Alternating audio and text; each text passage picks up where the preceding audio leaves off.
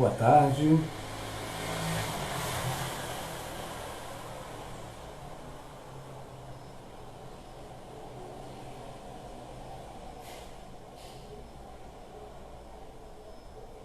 Boa tarde. Estamos recebendo aqui os convidados para começar mais uma transmissão.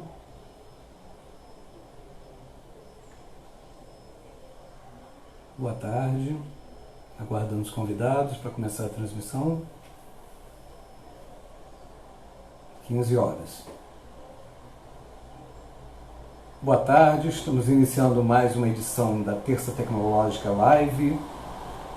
Eu sou Justo Dávila, jornalista da Divisão de Comunicação do Instituto Nacional de Tecnologia, o INT, e hoje vamos conversar sobre as pesquisas com duas matérias-primas estratégicas para o país, o carvão ativado e o grafeno.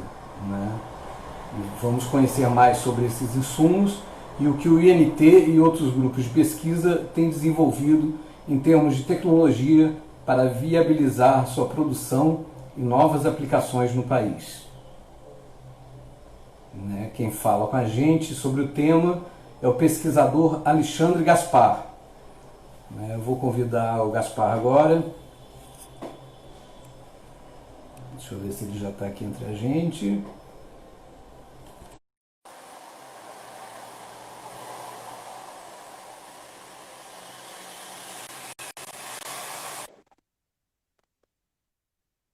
Olá, Gaspar, tudo bem? Boa tarde, Justo, tudo bom? Queria Tudo agradecer jóia. aí o convite. Queria agradecer o convite aí para poder fazer essa participação na essa tecnológica live, né? Esse novo formato. Entendo que vocês da Dicom devem estar tendo um bom trabalho agora esses dias, no início da semana aí, por conta de toda a movimentação da escolha do novo diretor, né? Do NT. Agradeço aí a divisão de comunicação, o convite e é sempre o atendimento de vocês sempre particularmente muito bom, muito interessante conosco, principalmente a gente que não tem tanta movimentação assim nesse tipo de tecnologia, né, online, né? É isso aí. Queria agradecer, agradeço a participação de todos que estão assistindo aí, que seja um assunto interessante para todos. Carvão ativado e grafeno são mundos, embora parecidos, a grande semelhança deles é a questão de que eles têm um componente em comum, que é o carbono, né? Mas tirando isso, a gente vai ver que tem bastante diferença. Ok, obrigado, Gaspar. Eu vou primeiro apresentar você, né? O Alexandre Gaspar é engenheiro químico com formação pela UFRJ. Ele é graduado pela Escola de Química e com mestrado e doutorado pela COP, na área de catálise. No INT é pesquisador da Divisão de Catálise e Processos Químicos, a DICAP, liderando pesquisas de desenvolvimento de catalisadores para processos em alcoquímica, petroquímica, gliceroquímica, adsorção e fotocatálise. Então vamos começar aqui o nosso papo com o Gaspar. Gaspar, primeiro eu queria que você falasse para a gente o que é o carvão ativado. É a mesma coisa que aquele carvão vegetal que o pessoal usa no churrasco? Então, Justo, é uma pergunta bem interessante. Eles têm algumas coisas em comum. Eu trouxe aqui só para vocês verem, sem sujar a mão, claro, eu peguei aqui com um copo, né? Um pedaço de carvão vegetal. Isso aqui é o carvão vegetal que a gente costuma usar para fazer churrasco. Mas esse carvão, há um tempo atrás, e ainda hoje acredito que existam pessoas que ainda usem, esse carvão na geladeira. Alguém, se ninguém usou, já deve ter ouvido falar sobre isso. Para que se usava carvão vegetal, carvão de churrasco na geladeira?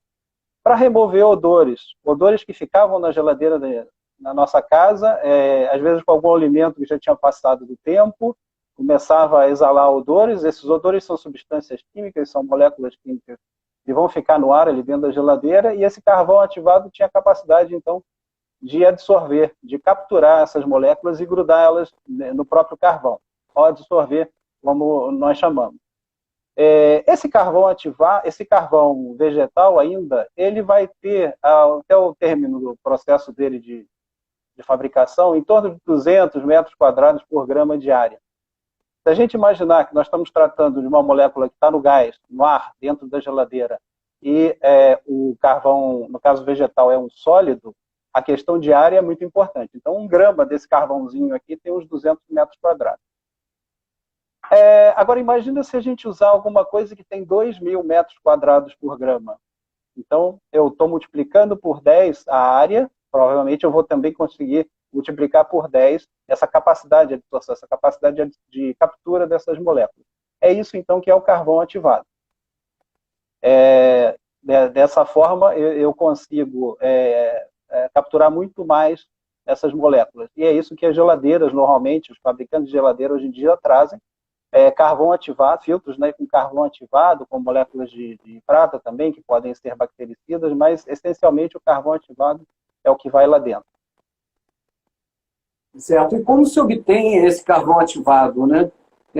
E também eu queria que você falasse depois quais as aplicações do carvão ativado. Ah, legal. Bom, esse carvão ativado e o carvão vegetal, eles têm o mesmo pai, vamos dizer assim, né? Ou mãe. Seria, no caso do carvão vegetal, madeira, somente eucalipto, né? E assim também se obtém o carvão ativado. No entanto, para se tornar um carvão ativado, ele alcançar esses 2.000 metros quadrados por grama de área, é preciso fazer uma ativação, daí já veio o próprio nome, né? E essa ativação pode ser uma ativação física ou uma ativação química. A ativação física vai ser feita normalmente com gás carbônico, e ativação, ou vapor d'água, e a ativação química vai usar ácidos, como ácido fosfórico, ou bases, como hidróxido de potássio, ou sais, como cloreto de zinco. Tá? Então, da madeira até o carvão vegetal, simplesmente um processo de aquecimento sem oxigênio. Se eu tiver oxigênio, eu estou fazendo uma fogueira. Então, eu quero que sobre o carvão no final. Então, vou fazer isso sem oxigênio. No caso do carvão ativado, a mesma coisa, eu vou passar por um processo térmico, só que eu vou ter que fazer essa mistura com um desses componentes. E aí ele vai se tornar um carvão ativado, eu vou conseguir mais poros nesse material que vão resultar nessa área de 2.000 metros quadrados por grama.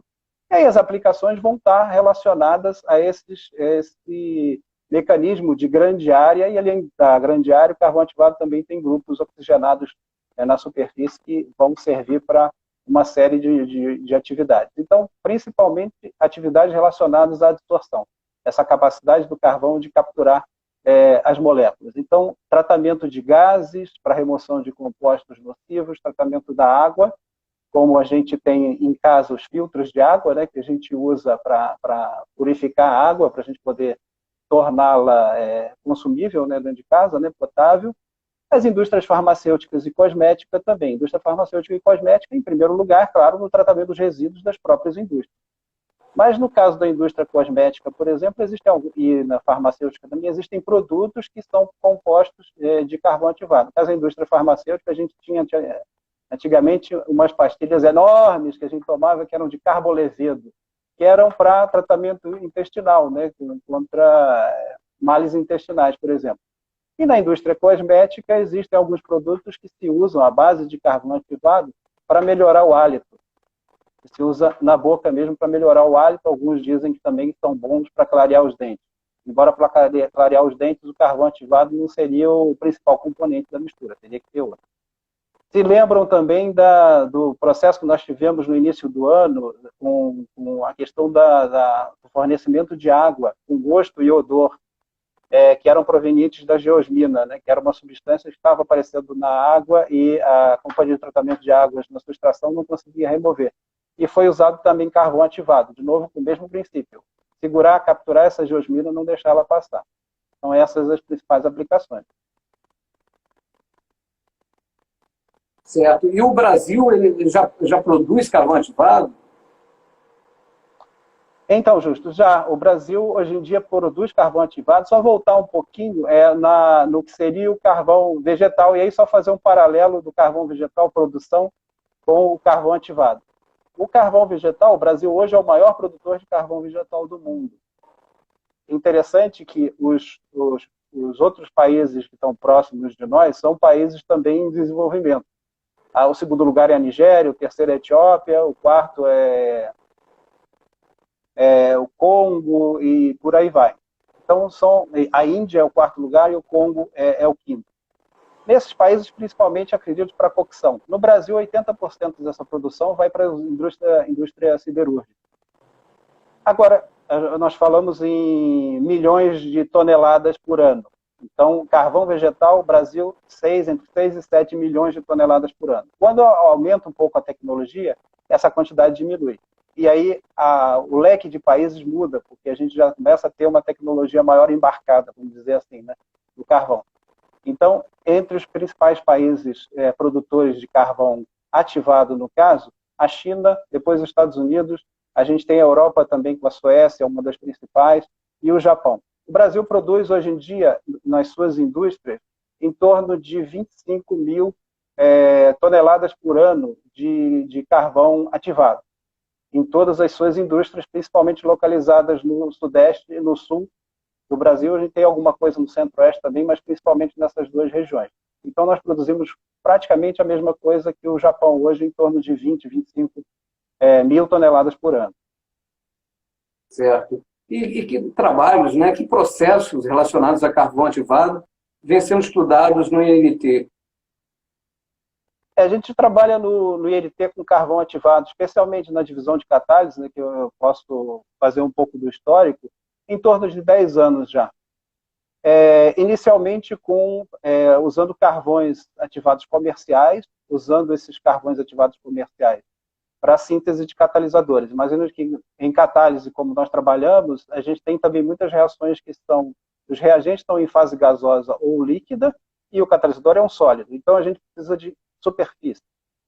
Eu tenho material com uma superfície de 2.000 metros quadrados por grama, para nós é excelente. Poucos materiais que a gente usa em catálise como suporte de catalisadores teriam uma área tão grande.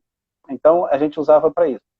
Depois, mais ou menos na mesma época, a Fabiana Mendes, nossa colega da divisão, começou a trabalhar com a palha da cana-de-açúcar para produzir o carvão ativado, usando uma formulação com ácido.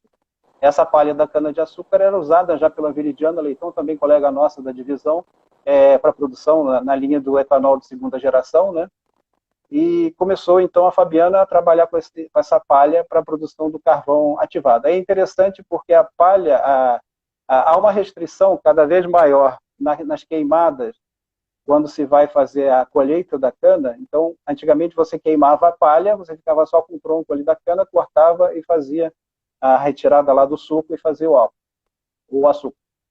A partir de um certo tempo, principalmente iniciando-se em São Paulo esse movimento, né, não é possível mais queimar essa palha. Então, sobra a palha. Claro que as usinas usam essa palha ou para fazer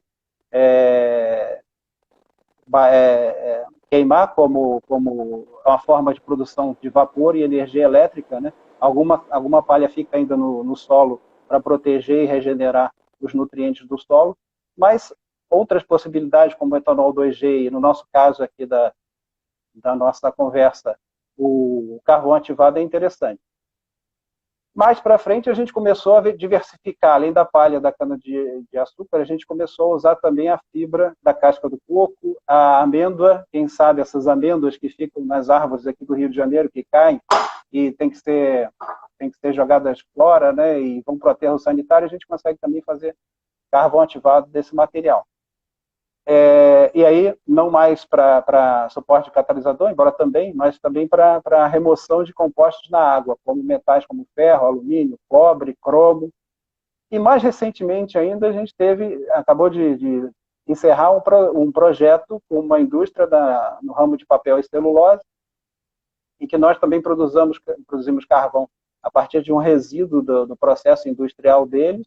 Esse carvão foi usado para tratamento de água. Nós comparamos ele com o carvão comercial que a gente tem. Nós temos na copa do Lacate um filtro que tem esse carvão, e nós comparamos os dois. O nosso carvão produzido no projeto foi melhor. Então, são perspectivas bastante interessantes. É um mundo muito interessante esse do carvão ativado. Certo. Gaspar, vamos falar já sobre grafeno, mas antes eu queria dar um recado aí para o público, e quem quiser pode ir escrevendo aí as suas perguntas no chat, né? Que no final aqui da conversa, o Gaspar começa a responder também as perguntas do público. Tá? É o maior prazer em responder. Ok. Vamos falar agora sobre o grafeno, então, né? O que é o grafeno, Gaspar? O que é, né? Como se obtém o grafeno? O grafeno tem uma história no mundo bem mais recente e no INT também. Daqui a pouco a gente vai falar um pouquinho mais da história do grafeno no INT. O grafeno é uma história curiosa. Bom, é um material de duas dimensões, né? Bidimensional. Isso para a física já é um espanto, né? Porque algumas áreas da física dizem que não seria possível isso. Mas existe, e é um material, então, bidimensional, ele só tem largura e comprimento, ele não tem altura. A altura seria a altura de um átomo de carbono. O grafeno, então, ele advém do grafite, né? A origem dele é o grafite. E é o mesmo grafite que a gente tem na ponta de um lápis, como a gente tem aqui. Tá? Isso aqui é o grafite, daqui que sai, então, o grafeno. Dois cientistas, André Gen e o seu pós-doc na época, que era o Konstantin Novoselev, eles, um belo dia, colocaram uma fita adesiva num pedaço de grafite. Na verdade, o grafite é usado como ponta de análise em alguns instrumentos. E para você limpar essa ponta de análise, você coloca uma fita adesiva e tira, e aquilo ali vai limpar a ponta de grafite. E eles fizeram isso, como faziam normalmente. Só que eles foram olhar e começaram a analisar o que tinha nessa fita durex, nessa fita adesiva, e viram que tinha uma camada ali de um material que podia ser interessante. E pesquisaram, e a partir daí saiu então o grafeno. O grafeno já tinha sido batizado, né? Na verdade esse nome grafeno não foi dado por esses dois pesquisadores da Universidade de Manchester. Ele foi dado anos antes pelo Hans-Peter Boehm.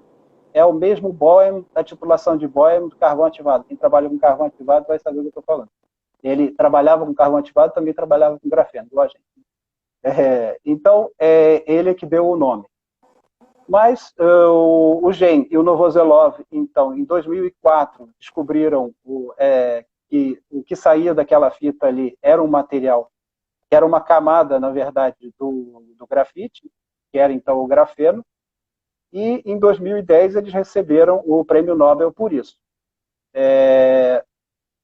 Ele, então, hoje em dia, ele é uma das formas ainda de obtenção do grafeno a partir dessa questão da esfoliação mecânica, né, como se chama, né, você vai tirando as camadas do grafite. Outra forma é a esfoliação química, que é a que nós usamos no laboratório e que a maioria dos laboratórios que está pesquisando esse tema usa, que é uma esfoliação com agentes oxidantes e agentes ácidos, né? Então a gente usa ácido fosfórico, usa ácido sulfúrico, usa permanganato de potássio, usa água oxigenada, né? O peróxido de hidrogênio para fazer essa esfoliação. E aí, na verdade, a gente faz, além de fazer uma esfoliação, a gente entra com oxigênio e hidrogênio dentro das camadas. Então, o grafite tem as suas camadas com 0,34 nanômetros de distância entre uma e outra camada, a gente faz aumentar essa camada para 0,74. E essa camada aumenta porque a gente está introduzindo oxigênio. Na verdade, a gente está queimando brandamente o grafite. Esse queimar brandamente a gente faz com banho de gelo, a temperatura controlada, porque senão a coisa desanda, porque são agentes muito oxidantes. Então, são a esfoliação química, esfoliação mecânica da fita durex, e uma terceira forma seria o CVD, que é uma deposição química de vapor, mas aí já não mais de grafite, já é de metano. Você, então, deposita metano em cima de uma superfície, que pode ser de cobre, alumínio, sílica, e depende do que vai ser, e aí você vai formar uma camada, e claro, em condições controladas, você consegue transformar esse metano em grafeno.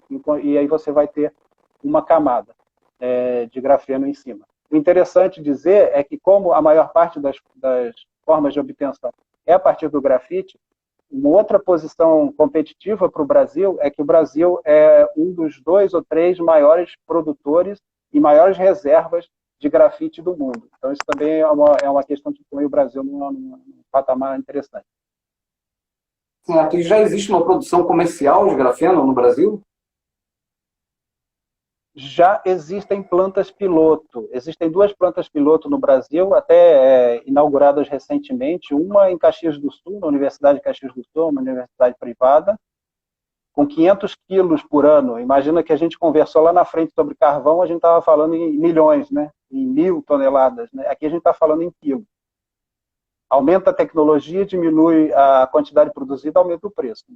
Então, a gente tem essas 2 usinas, uma então em Caxias do Sul, 500 quilos por ano, e a outra é em Minas Gerais, em Belo Horizonte, no CDTN, associada ao FMG, que produz 300 quilos por ano de grafeno.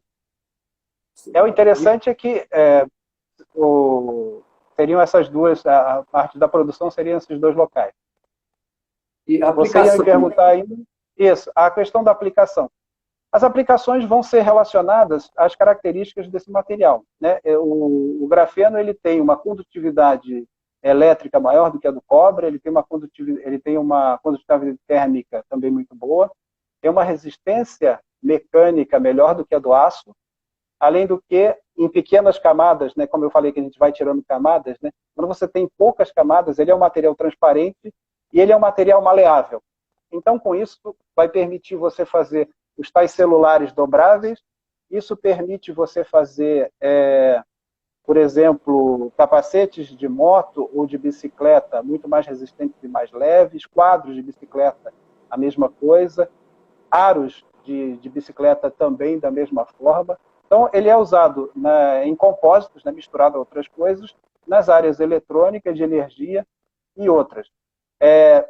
O que acontece hoje em dia, por exemplo, a raquete de tênis do Novak Djokovic é de grafeno. Então, são aplicações desse tipo. Eu citei a questão é que ainda falta, e agora que está saindo, a normalização para isso. Agora vai entrar toda a parte de normatização, a parte de análise, então a parte de análise química vai ser importante para dizer se realmente aquele produto tem grafeno. Tem saído aí, se você olhar na internet, aparecem aí baterias que dizem que carregam, essas baterias de backup, né, carregam o seu celular, o seu notebook muito mais rápido, elas se recarregam mais rápido, em 15 minutos, e descarregam mais lentamente. Mas tudo vai depender dessa questão. O preço ainda é um desafio, porque se você olhar o preço do grafeno, normalmente, ele está na faixa de 10 a 15 dólares o grama, enquanto o preço do grafeno por esfoliação. Se a gente olhar o preço do grafeno por CVD, que é aquele grafeno mais fino, você consegue uma camada só, aí o valor é bem mais alto. Embora pequenas quantidades são suficientes para você colocar num compósito e melhorar a capacidade do material. Certo. Você falou das plantas piloto, né? Além dessas universidades que estão com essas plantas piloto, que outros grupos estão estudando grafeno no país? Existem alguns grupos, os demais destaques são, além desses 2 que eu falei, né, da Universidade de Caxias do Sul e da Universidade Federal de Minas Gerais, existe mais um em São Paulo, que é da Universidade Mackenzie. Também os 3 têm seus grupos de pesquisa em grafeno, e no caso da UCS e da UFMG tem a planta piloto também. Isso na área de materiais. Na área de catálise, que a gente leva um pouco mais para o nosso, a brasa para a nossa sardinha, né? Para o carvão da nossa sardinha, a gente tem alguns grupos trabalhando em catálise, em reações em eletrocatálise e em fotocatálise. O grupo do professor Martin Schmoll, seja na USP, seja na UFRJ, um grupo na Universidade Federal de Lavras e também um grupo na Universidade Estadual de Maringá. São os grupos, pelo menos os que eu consegui identificar, que estão trabalhando hoje em dia com isso. Né? Certo. E lá no INT, o que está sendo desenvolvido com o grafeno? Né? É só na área de catálise que você está desenvolvendo? Em grafeno, nós estamos trabalhando na divisão de catálise há um pouco menos de tempo, né? Em torno de 1 ano e meio, 2 anos. A gente tem uma cooperação com o pessoal da UERJ, da Universidade Estadual do Rio de Janeiro, através da professora Débora Vargas César e da professora Cristiane Assunção Henrique. Nós, hoje em dia, no INT, já conseguimos produzir o grafeno pela esfoliação química, e conseguimos já caracterizar esse material com as técnicas de caracterização que nós temos no INT e usar esse material para catalisadores que têm características de atividade em fotocatálise. O que é isso? Bom, em primeiro lugar, como eu falei, pequenas quantidades de grafeno são suficientes para dar uma grande performance para esse material. Então, imagina que a gente coloca 10% de grafeno em óxido de ferro, Fe3 ou 4. Eu tenho, então, um catalisador que é magnético, então eu consigo separar ele com um ímã. E uma característica importante, que no caso o grafeno vai dar, como eu disse no início, que ele tem características de grande capacidade de transmissão de eletricidade, se eu colocar esse catalisador em cima do grafeno, eu consigo gerar os radicais, que é o que acontece no fotocatalisador, ele aproveita a luz do sol para gerar radicais que vão eliminar o que está dentro da água, que no caso seria um corante. Vamos imaginar uma indústria de tecidos, eu tenho um corante azul, vou fazer uma calça jeans, mergulhei o tecido lá dentro, tirei, mas o corante ainda está lá dentro, sobra corante. Eu não posso jogar isso no rio direto. Então, uma das formas seria eliminar completamente isso. Com fotocatálise eu consigo. Esse fotocatalisador, usando a luz do sol, ele gera radicais, esses radicais é que vão decompor o corante. O que acontece é que há uma recombinação. Então, esses dois radicais que se formam, eles podem se juntar, e aí o catalisador perde o efeito. Mas se eu tenho o grafeno junto, esses radicais eles vão também para o grafeno, e aí eu tenho radicais, ou seja, eu tenho catalisador ativo não só na fase do Fe3 ou 4, por exemplo, como também no grafeno. Então, eu melhoro a atividade dele. Então, além dessa aplicação em fotocatálise, a Fabiana Mendes também está trabalhando já, junto, inclusive, com o pessoal da divisão de corrosão, por exemplo, na produção de tintas que conduzem eletricidade, ou na produção de eletrodos que vão fazer eletrocatálise, por exemplo, para a redução de CO2. Então, é uma série de aplicações que a gente tem desenvolvido, especialmente na divisão de catálise de NT. Muito obrigado, Gaspar. Vamos começar aqui com as perguntas do público, que já estão chegando. Aqui a Gili Miranda, ela pergunta se tem diferença significativa entre o carvão ativado quimicamente e fisicamente. A ativação química ela vai deixar radicais. Em termos de área, praticamente não. Embora a ativação química gere um carvão ativado com uma área um pouco maior. Agora, em termos... então, isso em termos físicos. Agora, em termos químicos, a ativação química, dependendo do agente de ativação que a gente usa, por exemplo, ácido fosfórico é um agente de ativação. O fósforo fica na estrutura, formando ligações com carbono e com oxigênio. Um outro agente de ativação, que é o hidróxido de potássio, por exemplo, ele já não deixa resíduo. Vamos dizer assim, o potássio não fica no material, mas ele escava a superfície da matéria-prima e gera, então, os poros que vão dar área.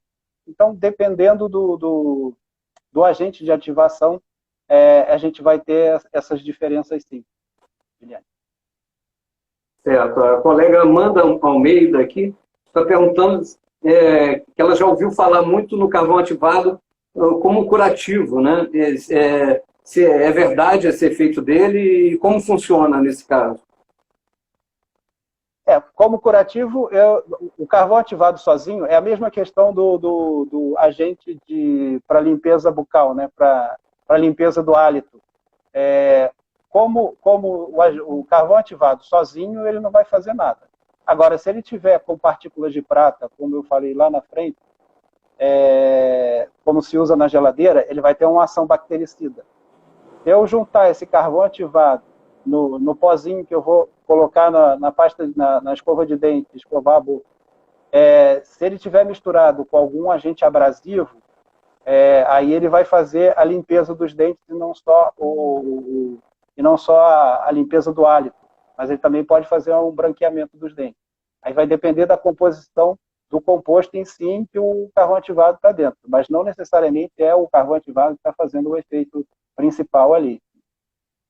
Certo. E o Augusto Bittencourt, está perguntando se existe algum regulamento ou fiscalização da origem dos grafenos e dos carvões ativados. Se são de florestas nativas ou plantadas, e se há reposição dessa matéria orgânica envolvida.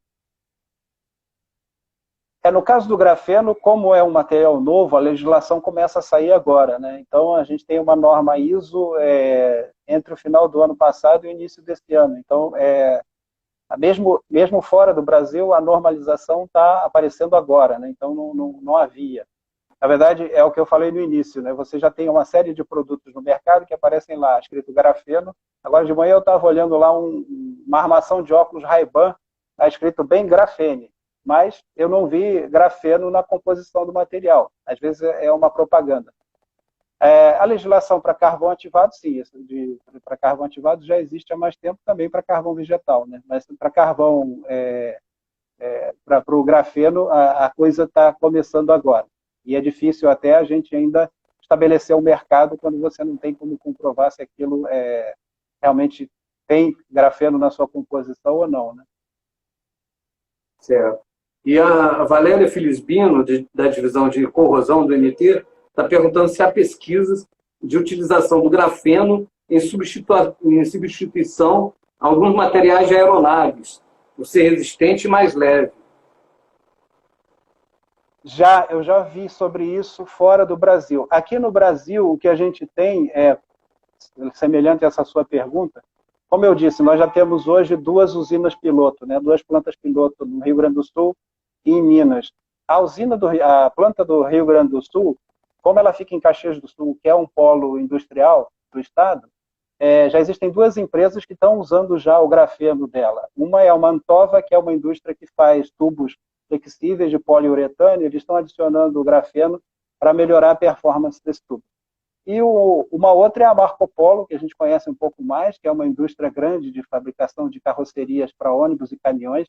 Ela começa a misturar o grafeno ao alumínio para tentar fazer carrocerias de alumínio mais resistentes e mais leves. Pode ser nessa linha aí que a Valéria perguntou, e isso vai talvez servir também para aeronaves. Aqui no Brasil não, mas talvez lá fora já existe esse tipo de aplicação. Ou pelo menos como piloto. Certo. E o A. Antunes, aqui do Rio de Janeiro, pergunta se existe alguma articulação institucional do INT para criar um grupo de pesquisa multidisciplinar e transversal para estudar o grafeno. Excelente oportunidade. Acho que a gente pode começar a pensar nisso. É um material muito interessante, é um material novo, e eu acho que existem milhões de aplicações possíveis em compósitos, que a gente tem uma área de materiais no MT muito forte, e eu acho que é uma oportunidade. Vamos trabalhar nisso. Vamos trabalhar nisso, Alexandre. Certo. Eu acho que tem mais alguma pergunta aí, pessoal? A gente... Não. Tem uma perguntando, tem uma aparecendo para mim aqui perguntando sobre grafeno oxidado. DR Lincoln. Aqui para mim não enviaram ainda, mas você viu? Deixa eu ver. Apareceu para você. Sig Lincoln. O óxido, poderia comentar sobre o óxido. Né? O grafeno oxidado. O que nós obtemos no laboratório como um dos processos da esfoliação química é justamente o grafeno oxidado. Na verdade, nós partimos do grafite, obtemos, em primeiro lugar, através da esfoliação química, usando ácido sulfúrico, permanganato de potássio e etc., nós chegamos até o grafeno oxidado, que é o grafeno que vai ter oxigênios e hidrogênios nas pontas, né, na sua superfície.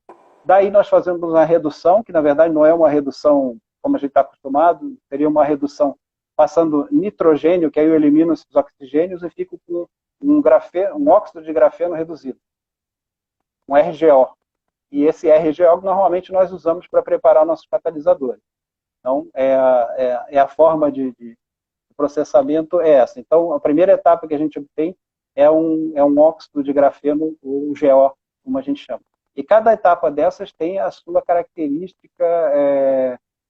Por difração de raio-x, por exemplo, nós podemos acompanhar, por microscopia eletrônica, nós podemos acompanhar as lâminas aparecendo. Então, a gente consegue mapear todo esse processo em etapas. Né? Certo. Chega uma pergunta aqui da Fafá CP2. Até pedir para o pessoal que tem nome só do nick, daí se quiser colocar o seu nome, instituição, é legal. Então a pergunta dela é qual é a maior dificuldade na obtenção do grafeno? Hoje em dia é a questão de número de camadas, né? Porque você pode obter grafeno, e quanto menos camadas, mais interessante, mais aplicações mais finas ele vai ter e mais caro ele vai ser, claro, né? Então o CVD, por exemplo, que é a deposição química com vapor, seria o grafeno mais puro. Você obtém uma camada só. Depois, tanto a esfoliação química que nós fazemos, quanto a esfoliação física, que ainda é feita, que foi usada lá pelos pesquisadores da Universidade de Manchester, lá quando descobriram, você vai ter mais de uma camada. Então, você vai ter um produto, vamos dizer assim, com menos, ainda com capacidade de condutividade, de resistência e tal, mas que não vai ter a mesma transparência, por exemplo. Então, ele não vai, algumas aplicações já não podem ser feitas com ele. Mas em laboratório, certamente, é a forma mais fácil de produzir essa da esfoliação. Certo. E aqui o B. Salarini pergunta, parabeniza pela apresentação, pelo trabalho, e quer a sua opinião se o grafeno pode se tornar competitivo bastante para substituir o carvão ativado na adsorção de poluentes. Vai ser uma questão, Bruno, principalmente de custo, mas também o grafeno ele não alcança os 2.000 metros quadrados por grama de área. O grafeno vai ter uma área um pouco menor. Então, se a gente estiver falando de adsorção de poluentes, provavelmente não, porque ele não vai ter essa capacidade, a não ser que você faça modificações químicas ou físico-químicas nesse material para que aumente essa área tanto e você consiga. A área do grafeno está na faixa das centenas de metros quadrados por grama, enquanto o carvão ativado chega aos 2.000, como eu tinha falado lá no início, né? Então, eu acho que vai ser cada um na sua aplicação. Não, a gente não vai ter essa superposição, não. Acredito eu. Certo. E tem trabalhos no NT que juntam os dois, né? Com grafeno e carvão ativado juntos. Certo? Então, pois é. A Fabiana Mendes está trabalhando com isso no NT. Ela está fazendo a junção. Na verdade, ela está suportando o grafeno sobre o carvão ativado, justamente aproveitando a característica do carvão ativado de grande área, né? Então, é uma forma, aí eu não estou tratando mais só de grafeno, mas da soma dos dois, mas é uma estratégia interessante de tentar aumentar essa área do grafeno suportando o carvão ativado. É o que a gente faz, inclusive, em catálise, né? A gente usa suporte para não usar um componente só, a gente justamente coloca esse componente espalhado em cima de uma superfície de maior área. Certo. A gente já está caminhando aqui para o fim da live, mas tem mais uma pergunta da Valéria Felisbia. Ela pergunta se poder-se-ia dizer que a fabricação de grafeno é sustentável? Olha, hoje, da forma como nós fazemos no laboratório, não. A gente tem uma séria questão de eliminação de resíduos, né? Como falei, que a gente tem um monte de ácidos e materiais corrosivos. Então, se a gente aumenta a escala disso daí, a gente precisa cuidar desse tratamento de resíduos. Não é algo assim tão trivial. A unidade piloto da UFMG, pelo que eu olhei, eles fazem também esfoliação química e eles dizem que só geram resíduos aquosos e de baixa toxicidade no final. Então, eles devem estar trabalhando com essa parte da eliminação de resíduos no final, porque a esfoliação química pode não usar ácido fúrico, mas vai usar um outro ácido semelhante. Pode não usar o permanganato de potássio, mas vai usar outra coisa oxidante parecida. Então, não vai sair muito disso. Eu não conheço o processo a fundo, mas eles dizem que eles têm essa parte, essa questão equacionada, né? Mas, a princípio, é preciso tomar conta, se fizer, por essa forma de esfoliação química. Certo. Obrigado pela pergunta.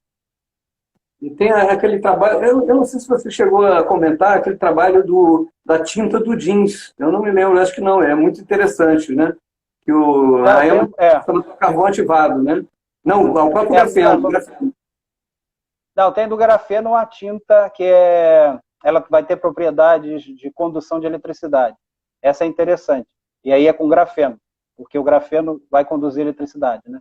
Então, imagina que eu posso pegar uma película e pintá-la, e aí eu vou ter aquele material conduzindo, uma película de vidro que não é condutor, pintado, vai passar a conduzir eletricidade na sua superfície.